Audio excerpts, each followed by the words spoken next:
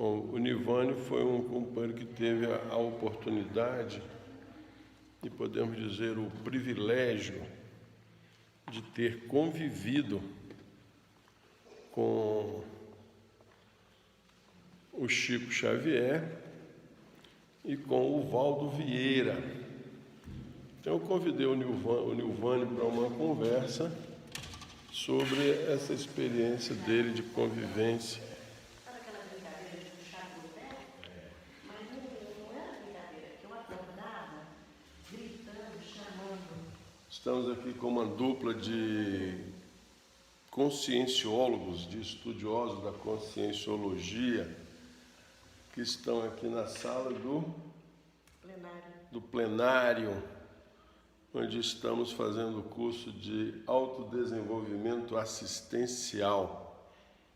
Quer dar um tchauzinho aí? Tchau para o pessoal.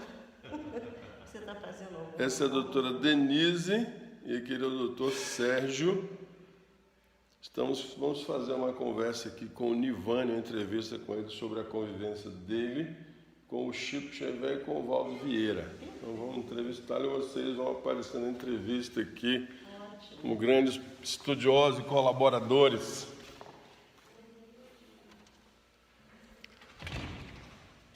Então eis aí o meu amigo Nivânio.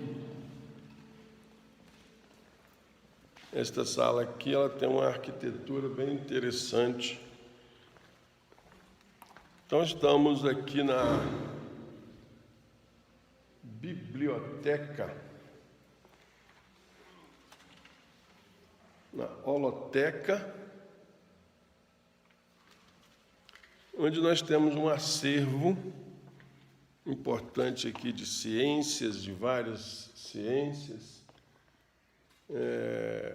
e de obras e ou algumas atividades que são desenvolvidas nas artes, na literatura, no cinema.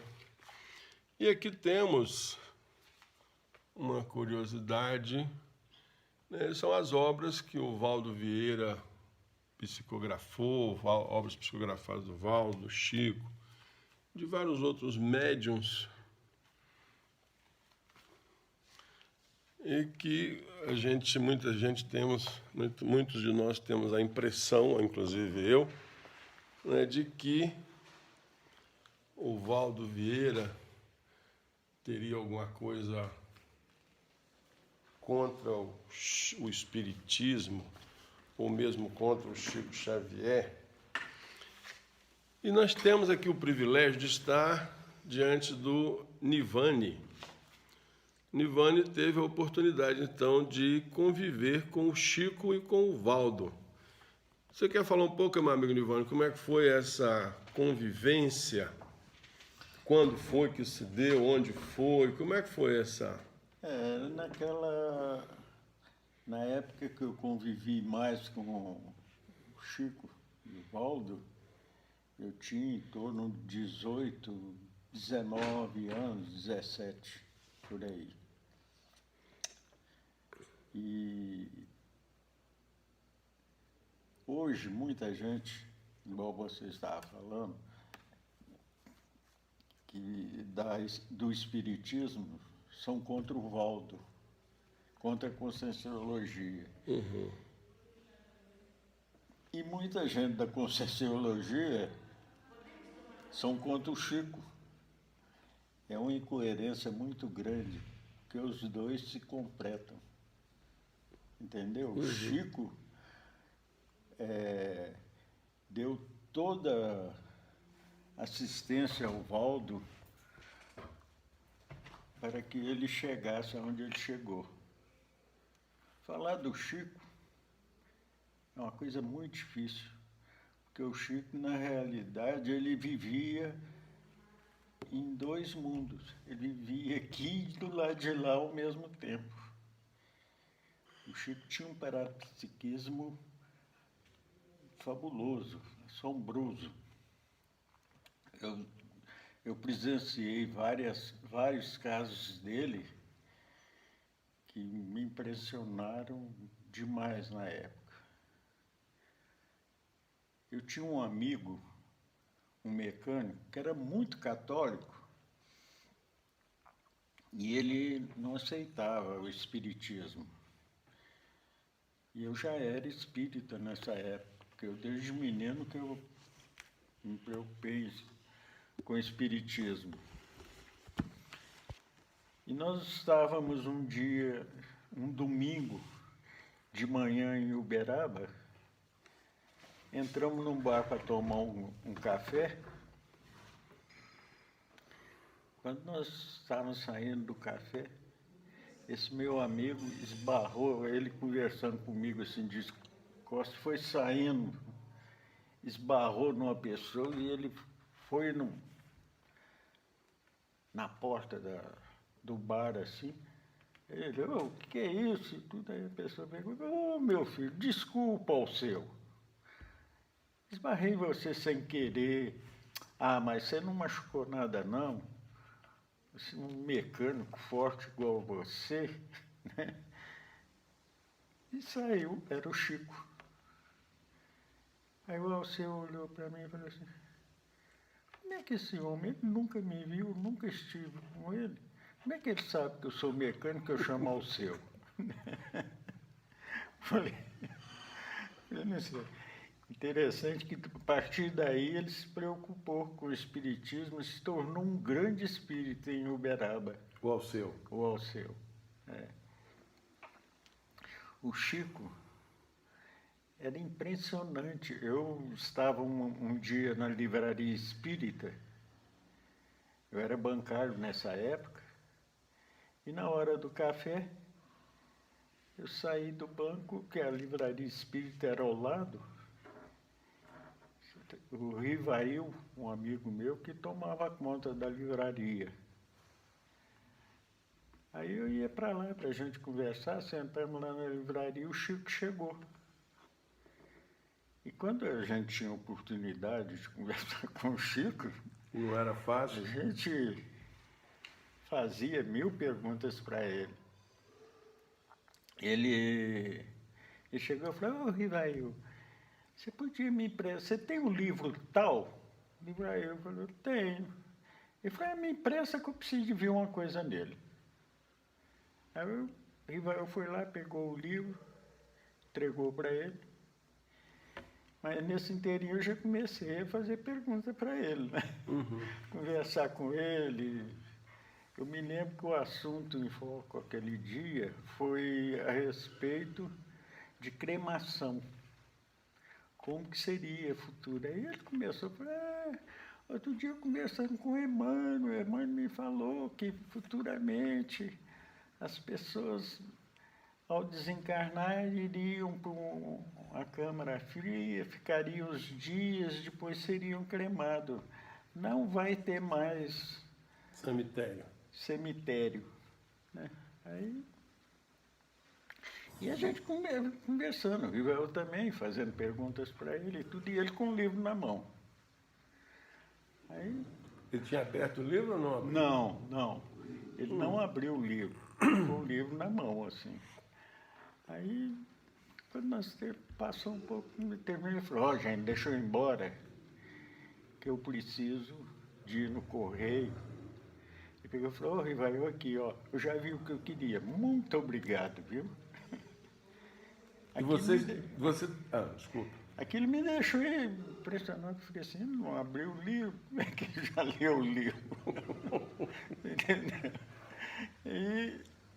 E na hora dele despedir, eu nessa época... Nesse mesmo dia?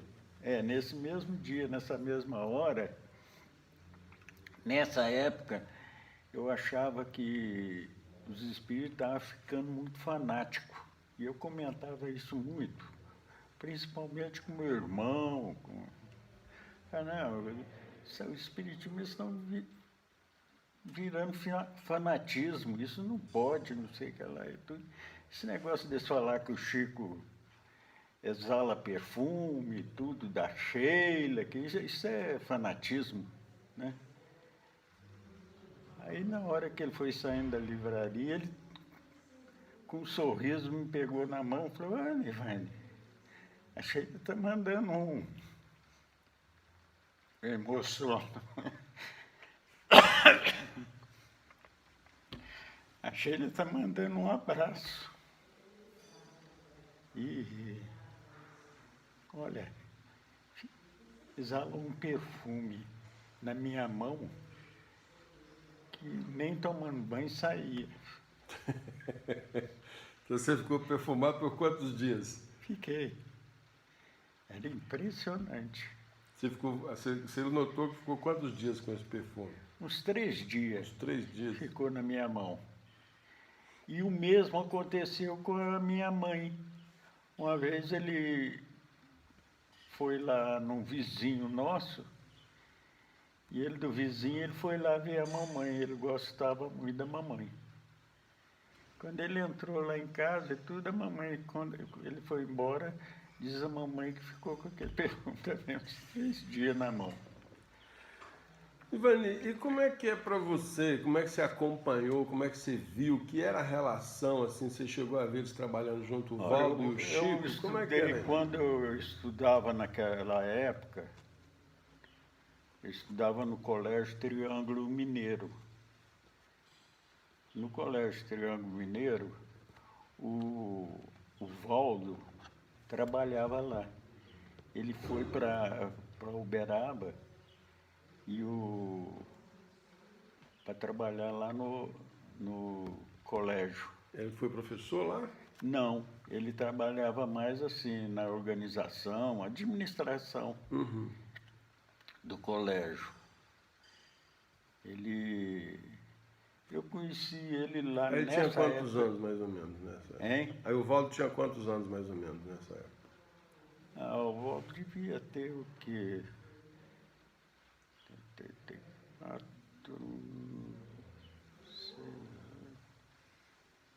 uns 26, Mas ele já era 27 médico? anos. Ele já era médico? Não. Nessa época que abriu a faculdade de medicina lá no Colégio Triângulo. Ah, tá. Você entendeu? E ele começou a fazer medicina lá. Ah, interessante. Ele já tinha feito direito. Ah, isso eu não sabia, ele era advogado também, Ele era dentista, aliás, dentista. dentista. Ele foi dentista, depois ele fez a medicina. E nessa época ele estava fazendo medicina lá. Então eu não tinha contato íntimos com ele nessa época, não. Só passei a ter contatos com ele quando ele, lá no Espiritismo, lá no centro com o Chico. A gente, por exemplo, ao sábado, o Chico fazia uma assistência num bairro chamado Pássaro Preto, lá em Uberaba. Ele ajudava, ele levava mantimentos e tudo, distribuía para aquelas pessoas e dava uma assistência àquelas pessoas ali na época. Então a gente saía do centro e nessa época que eu tive mais contato com o Valdo. Porque nessa época o banco tinha me mandado para Ituiutaba, então todo sábado eu tinha um grupo espírita lá que eu pertencia, era eu, o Tunim Baduí e Edemerval. Edemerval era, vamos dizer assim, era um chefe do espiritismo em Ituiutaba naquela época. Mas ele era muito descabeceado. Era muito... Muito médium. Hein? Muito médium, assim, também tinha... Não, ele não tinha, assim, uma mediunidade latente, não. Ele era um líder nato. Você entendeu? Mas o Tunim, que éramos os assistentes dele, vamos dizer assim, no espiritismo lá. Na distribuição de alimento para a pobreza, aquela coisa. Quando chegava fim de ano, por exemplo, a gente arrecadava 2 caminhões, porque Ituiutaba naquela época produzia muito arroz, arroz de cerrado. A gente levava 2 caminhões de arroz para o Chico poder distribuir lá em Uberaba. Mas aí andando com o Valdo, eu e o Tuninho, conversando com o Valdo, aquela fila, todo mundo andando,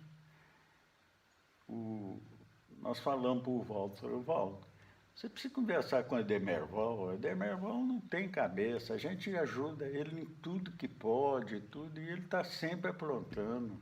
A situação financeira dele, a gente consegue pôr em dia, vai lá para a firma dele, toma conta de tudo, põe em dia, no outro dia ele já arruma uma bagunça para aquilo. Tudo.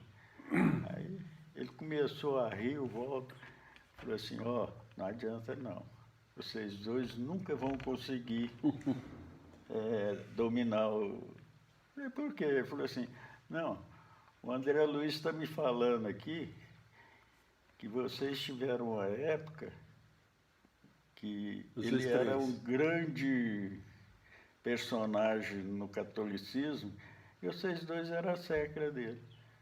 Vocês dois que matavam, roubavam, tudo a mando dele. É umas coisas interessantes. E como é que você identificava assim, essa convivência do Valdo com o André Luiz e do Chico com o Emanuel? Como é que era, você percebia, você identificava assim, cada um com o seu amparador, podemos dizer assim? Não, eu acho que os dois se completavam. Não tinha assim, uma diferença muito, não.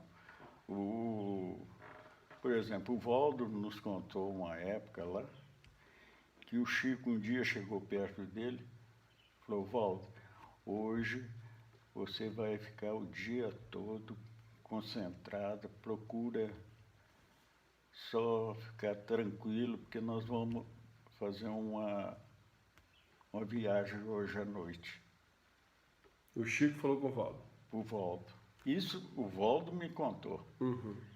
Contou pra gente ali, a gente ficar reunido. Aí que diz ele que à noite que eles projetaram, o Chico pegou ele e levou ele para uma esfera muito acima de onde nós estamos. Que ele chegou lá, que as consciências que estavam lá não tinham forma. Diz ele que era uma roda de fogo. E que ele ficou muito sufocado em estar ali, que ele não estava aguentando. Uhum. Ele falou que eu não me esqueço que ele falou que o Chico ficou muito envergonhado, porque no lugar do sexo do Chico ainda estava preto. Que o Chico ainda falou para ele, tá vendo, meu filho, a gente ainda está muito atrasado. Essa oportunidade que nós estamos tendo aqui de estar com essas pessoas, que eles tiveram um diálogo ali e tudo, mas que eles não podiam ficar lá, que eles não estavam aguentando. O Chico também ficou com dificuldade de estar no lugar? Não, o Valdo. Só o Valdo. Então o Chico ficou tranquilo, mesmo tendo essa mancha negra aí na genitália. Era do Valdo ou do Chico? Do Chico. Do Chico. Aí, diz o Valdo que quando eles voltaram, que ele deu um pulo na cama, quase de 1 metro, e que ele ficou a semana inteira desconhecido. Custou a voltar. Ele falou assim que foi uma experiência fora de série. Mas eles chegaram a identificar que lugar foi esse que eles foram nessa viagem, não? Não, ele falou que foi numa esfera muito alta, que ele foi levado pelo Chico. O Chico, eu, dentro da minha concepção, que preparou o Valdo para isso. Uhum. O Chico deu toda a assistência possível ao Valdo, porque o Chico era impressionante o parapsiquismo dele. Ele tinha todos os potenciais. Tudo que você possa imaginar, ele tinha. Ivan, não imagino. você ter uma ideia, num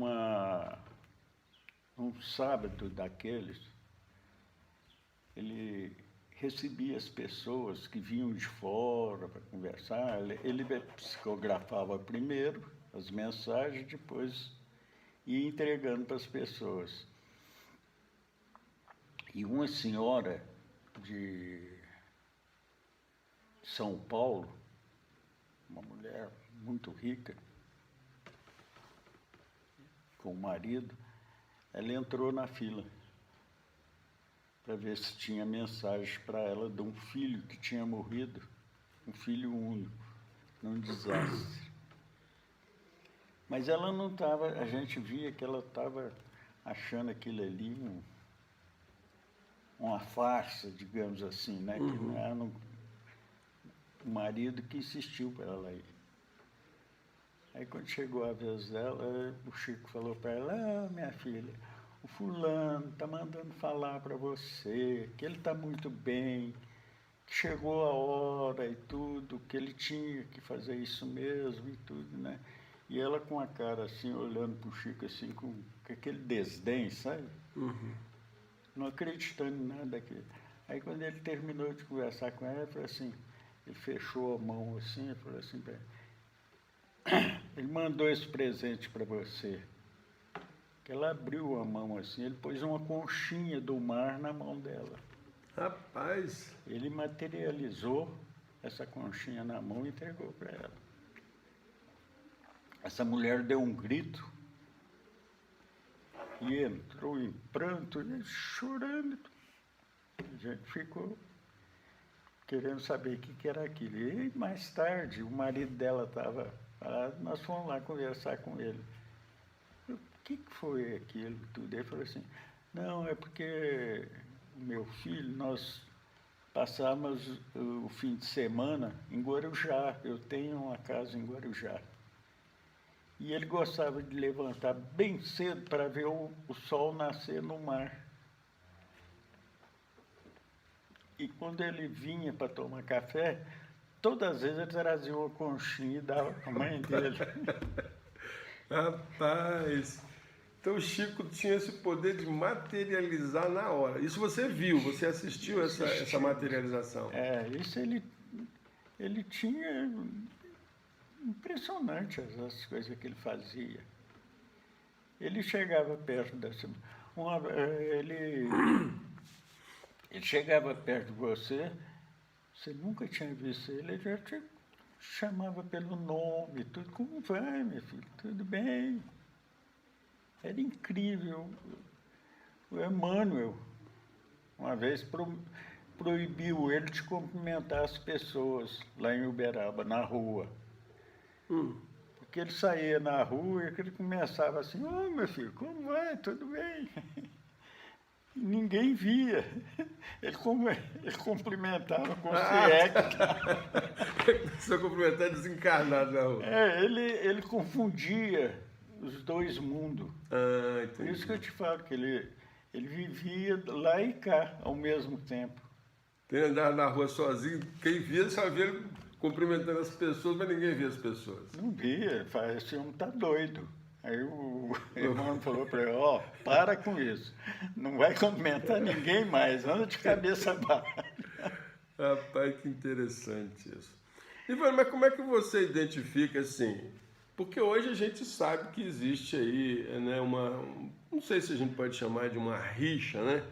Mas uma cisão, porque eu entendo o seguinte: o Allan Kardec, acho que o grande feito do Allan Kardec, ele ficou inclusive conhecido como o bom senso encarnado, porque para mim ele conseguiu unir a ciência e a religião. E eu vejo hoje que a conscienciologia é vamos dizer assim, uma veia científica, né, dessa relação com a imortalidade, com o mundo extrafísico, de uma forma científica muito levada muito a sério. E o movimento espírita, a gente vê claramente também que pegou um canal muito mais religioso, muito mais... Como é que você viu que iniciou? Onde é que foi que começou essa cisão, se a gente pode chamar de cisão? Na verdade, eu acredito que Kardec nunca quis pôr religiosidade no espiritismo de Kardec, né? Ele não. Porque Kardec, na verdade, era um professor, um cientista. Ele era um pesquisador e tudo. E ele... O que aconteceu? Mas era muito difícil você desligar. Eu acredito que era difícil desligar da religiosidade as coisas. E o Lá na época de movimento, Kardec. as pessoas que se aderiram ao movimento Kardec criaram praticamente a religião, foi daí que partiu a religiosidade. Então você acha que essa E religiosidade já eu surgiu? acredito que aquilo foi necessário também para ser difundido. Então você acredita que essa religiosidade já surgiu na Sociedade Parisiense de Estudos Espíritas? Foi, na época, que ele se espalhou, mas não que Kardec tivesse criado como uma religiosidade, com uma religião. Ele não era a intenção dele. E interessante, conversando com Eurípides, que é aquele filho dele lá em Uberaba, Filho do Chico. do Chico, que o Chico criou esse menino lá, o Eurípides. Eu conversando com ele uma vez, o Eurípides pegou e me falou assim, Ivane, o Chico não gosta que fala não, mas eu vou te contar. O Chico foi Kardec, Aí ele... que uma das encarnações do Chico foi o Kardec. Eu achei interessante. Mas ele falou por que o Chico não gostava que falasse isso, não? Ele explicou, o Eurípides explicou para você. O Chico, ele não tolerava, ele não aceitava aparecer, que os outros endeusasse ele. Ele tinha um medo terrível disso. Se você começasse a chegar, Chico, ele afastava de você na hora, ele não tolerava elogios nem nada. Ele teve uma época que os donos da Antártica iam muito a Uberaba, se tornaram muito espíritas na época. Até o Walter casou com uma das filhas dele depois. Ah, interessante isso. Né? Ele chegou em Uberaba, esse dono da Antártica. O Valdo casou com um das filhas do dono da Antártica. Casou. Aí ele chegou em Uberaba, chegou perto do Chico e falou, Chico, você é uma pessoa hoje que é admirada no mundo inteiro. Vem gente do mundo inteiro conversar com você. Você não pode andar com esse terninho de brinco assim, não. E trouxe para ele já tinha as medidas do Chico, trouxe uns 8... Uns 8 ternos? Uns 8 ternos, tudo de tropical inglês naquela época, que era o melhor, né? O Chico, nossa senhora, agora eu vou ficar chique demais. Vocês já pensaram? Olha só, né? E ele falou para ele, ó, eu estou te dando essa caminhonete aqui, como é que chamava aquele carro da Chevrolet antigo, que era espécie uma van? Rural? Não era rural. Era antes da Rural, então era bem antes. Né? Aí ele falou assim, ó, Chico, a Rural era da Ford. E você, hoje em diante, tem um chofer que eu vou pagar, gasolina, tudo por minha conta. Todo mês eu vou te mandar o dinheiro para pagar o chofer e tudo. Ele, nossa senhora, agora eu estou no máximo. À noite, a gente foi para fazer a distribuição, o primeiro saco que abriu já saiu um terno. Que é isso? Ele distribuiu tudo.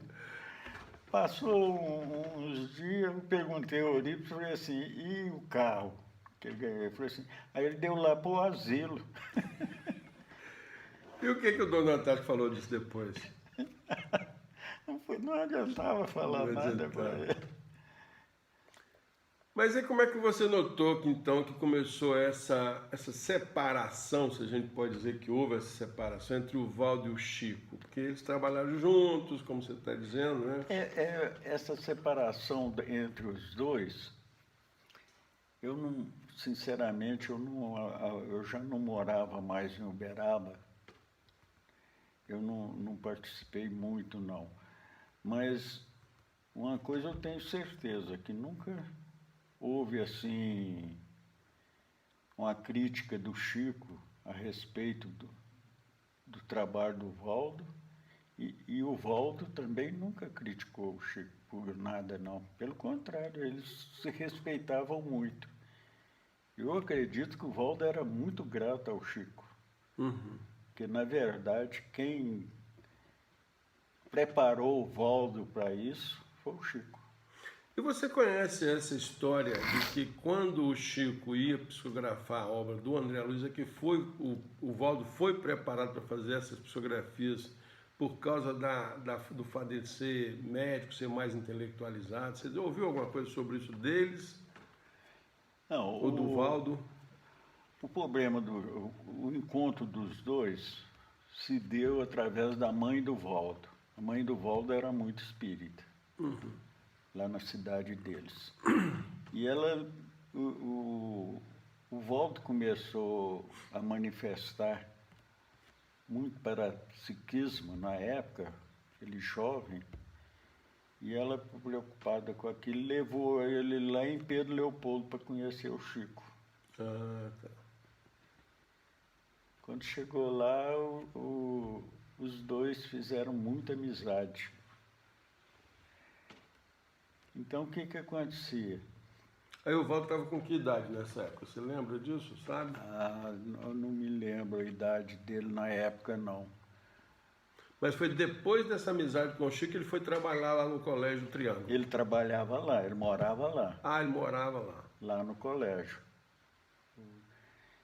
O dono do colégio era da cidade dele, então deu assistência para ele lá.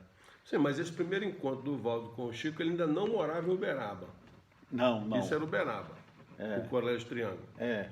Então, quando o Valdo teve esse primeiro encontro aí, você sabe mais ou menos que idade que ele tinha, não? Olha, não me lembro assim, com certeza não. Porque ele tendo ficado amigo do Chico, aí mudou para Uberaba, como é que foi essa Mas história? aí eles fizeram muita amizade, você entendeu? Lá em Pedro Leopoldo. Aí o Chico falou para ele, falou, olha, você vai psicografar lá em Uberaba e eu vou psicografar aqui, Em Pedro Leopoldo. em Pedro Leopoldo, Ah, tá. O Valdo morava em Uberaba. em Uberaba. E o Chico já estava morando em Pedro Leopoldo. Morava em Pedro Leopoldo. Ah, entendi. Aí eles começaram a psicografar, é interessante, né? O Chico psicografava em Pedro Leopoldo de uma parte e o Valdo continuava aqui a outra parte. Depois unia tudo. Ah, rapaz. Então, Ele- esses livros que foram psicografados pelos dois, um estava psicografando longe do outro e depois... Longe do outro, um livro só. Ah, entendi. Um psicografava uma parte, o outro psicografava a continuação. Aí, nessa época, depois de um certo tempo dessa amizade dos dois, o Chico começou a ser muito perseguido pela imprensa. Depois da união dos dois? Lá em Pedro Leopoldo, começou a ser muito perseguido. Mesmo os parentes dele estavam explorando muito a mediunidade dele para arrecadar dinheiro e tudo, né? E ele, reclamando daquilo, o Valdo falou para ele, Chico, muda para Uberaba. Ah, Você entendeu? Eu vou ajeitar tudo lá para nós. Quem levou o Chico para Uberaba foi o Waldo. Ah, rapaz, essa história eu não sabia também não. Foi Interessante o isso. Waldo que levou o Chico para Uberaba. Para evitar essa exploração do Chico Aquela lá, então. exploração lá e tudo. E essa perseguição da imprensa era em torno de quê, Nivânia? Você lembra? O que era? A imprensa Eles publicava? falavam que era misticismo dele, que ele inventava aquelas coisas e tudo, aquela mediunidade dele. Por exemplo, ele foi muito perseguido na época que ele psicografou o primeiro livro dele, que foi para Nosso Além Turma. Ele, os parentes, se a Academia de Letras, por exemplo, aceitava que aquela poesia era de fato daquele poeta, muita gente não aceitava, achava que ele estava... Agora, você vê uma coisa inconcebível, você falar, o Chico era analfabeto, praticamente. Ele, quando foi estudar, a mãe, ele teve uma madrasta que judiou demais dele.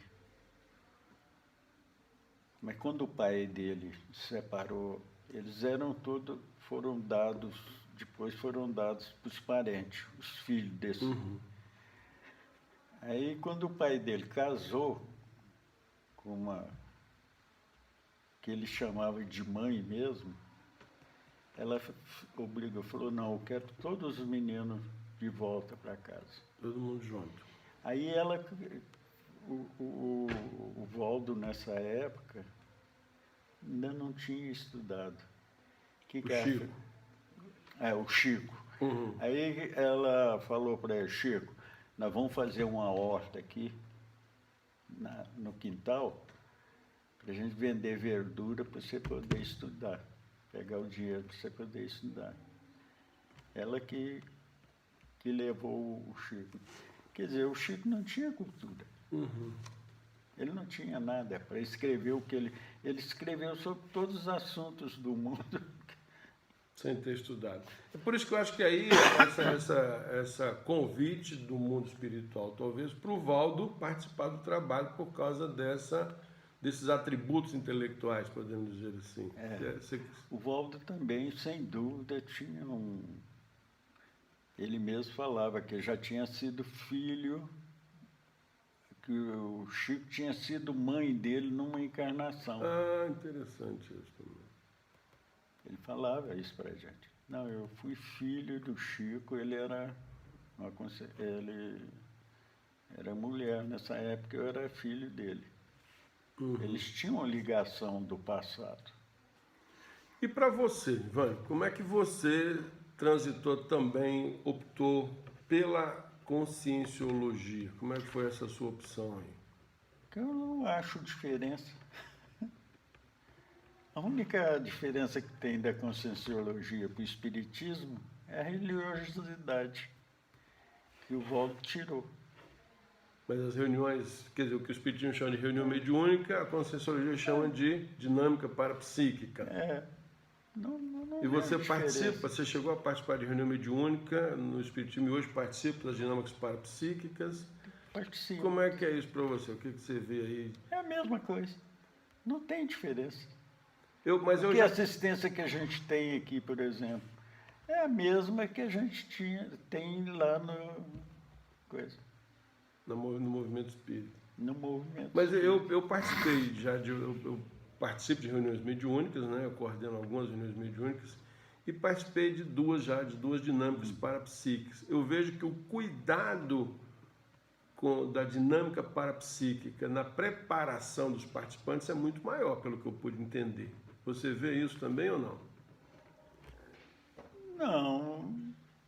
Não, eu não vejo.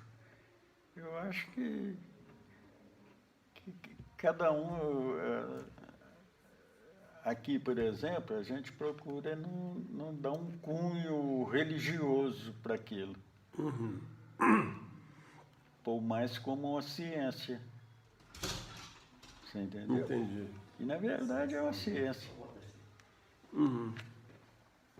Não tem nada a ver uma coisa com a outra. Eu não acredito que tenha diferença, não. A assistência recebida aqui é a mesma recebida lá. Quem faz a diferença somos nós, Os participantes. os participantes que fazem a diferença. E o que você diria hoje, assim, para os espíritos e para os conscienciólogos sobre essa sua experiência, dessa sua visão, né? Porque eu vejo que muita gente faz uma divisão e fica meio que assim, desconforto para todos os dois lados, né? Como é que o que você diria para os dois lados aí dessa mesma moeda? Eu acho que tudo é dinâmico, que as transformações. Eu costumo falar que, por exemplo, a conscienciologia não é o fim, não. Nós ainda vamos ter outras coisas a mais. Veio o espiritismo, veio o catolicismo, o espiritismo, agora veio a conscienciologia, e depois da conscienciologia ainda vem coisas mais adiantadas. É o que você falou, por exemplo, que o Emmanuel falou para o Chico que um dia não vai ter mais cemitério, né? Pelo jeito não está longe isso. Eu acredito que as pessoas, nós estamos muito atrasados na Terra. A Terra é muito atrasada. Eu não sei se Você vê que essas guerras, essa corrupção, essas coisas, tudo que nós praticamos no dia a dia, porque nós praticamos. A verdade é essa. A gente fala dos políticos, fala de todo mundo, mas nós todos somos corruptos. Nivane, eu vou te dar uma informação aqui, que é o seguinte, eu participo da Associação Jurídico Espírita. Já tem a Associação Médico Espírita, não sei se você já ouviu falar dessas instituições especializadas. E agora, em abril, dia 7 de abril próximo, nós vamos ter uma reunião lá na FEB, vai ser uma reunião do Conselho Federativo Nacional com as associações especializadas. Então, foi criado, em abril do ano passado, o Fórum Nacional das Instituições Espíritas Especializadas. E agora nós vamos regulamentar esse fórum, vamos discutir o regimento interno desse fórum, né? Então eu vejo aí também que tem uma caminhada científica, mas dentro do próprio movimento espírita, hoje, inclusive na própria FEB, algumas pessoas rejeitam essa caminhada científica. Isso sempre vai existir, você pode estar certo disso. Você entendeu? A hora que surgir uma ala diferente dentro da conscienciologia, vai ter o mesmo... Eu já notei que isso já existe dentro da conscienciologia também. Tem os religiosos, né, os ortodoxos, assim, e tem aqueles que são mais de bom senso, né? De bom senso. As coisas vão... O mundo é dinâmico, não vai parar por aí, né? Tá certo. E muitas pessoas não percebem isso, né? Meu amigo Nivane, para mim foi um prazer muito grande, uma honra poder conviver com você esses dias que a gente tem tido a oportunidade aqui de ouvir os seus causos, e causos fantásticos assim.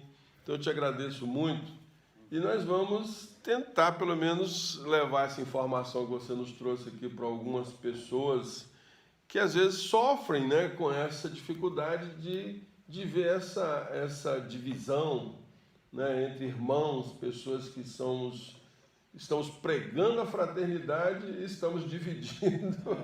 É interessante, como você diz, estamos num mundo muito atrasado. Então, as suas palavras finais aí para nós, por favor. A fraternidade é caridade. Porque eles falam que o Conscienciologia tirou a caridade, mas não tirou não, porque a fraternidade é caridade. Por excelência. Você entendeu? Amigo Nivane, muito obrigado. Obrigado a você.